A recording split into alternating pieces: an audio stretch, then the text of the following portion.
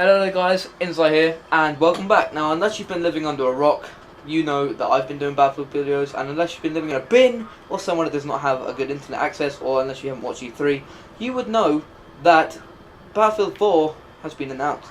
Yes. And you would know that they've actually shown a multiplayer reveal for it. So, it's pretty damn amazing. If you have seen it, I'm pretty sure most of you have. It's amazing, as you probably know, and if you haven't seen it, watch it because it's fucking brilliant. But most of you, I know that most of the Battlefield YouTube channels out there are going to be ranting on about things such as, oh yeah, it's all like the detailed stuff. I'm not going to be doing that. I'm just going to be talking about one specific subject today, which is, of course, the counter knife, which is probably the most anticipated thing that we saw right in the last, say, 30 seconds of that multiplayer reveal. It was like a 2-second clip.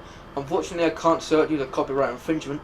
So I'll put a link in the description below. Just look out for the counter knife, which is like in the last 5 minutes, somewhere around there. So I recommend watching that. It's really good, and it's such a really fun thing to watch. But basically, what happened was it's like a split 2-second clip, and what happened was some guy, they were going for a chopper, and if you haven't seen this already, then this is a spoiler alert, so be ready.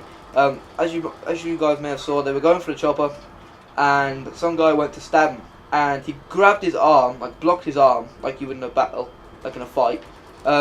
He blocked his arm, and he turned the knife on him. He didn't pull out his own knife, he just turned the knife around and stuck it in his stomach, and he got like a bonus sort of additional 25 points for a kill, which is really good. And I think DICE have really outdone themselves this year. It looks fucking brilliant, and especially this counter knife is probably the biggest sort of thing I noticed. It's really fun to watch. Like I said, they really have outdone themselves, and it looks beautiful. I know it was on the PC, but I think how you're going to be able to do this is like, you know, in the Battlefield 3 campaign, you may have seen in the first mission, I'm pretty sure you've all done it, the Battlefield 3 campaign, at the beginning of it, you'd see loads and loads of sort of like fights, and there'll be the odd cutscene where some guy will like turn you around and you have to push the button so it tells you to push to kill the guy, like a sort of cinematic movie battle.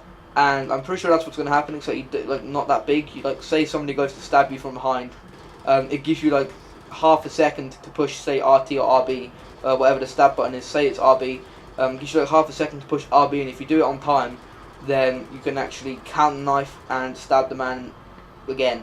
So I think that's going to be really cool. If they obviously it is going to be online, but I don't want it to be too overpowered, if you know what I mean. Like certain things in this game, like the M16 and stuff, I just don't want it to be overpowered. I think that if they make it overpowered, it's just going to ruin the fun of like stabbing people, because I know I have a lot of competition with some of my friends, like Dean and some of the lads from my clan that I play with on Battlefield. I know we have a lot of competition trying to stab people, and we have like sort of competitions to see who can take someone's tags the most.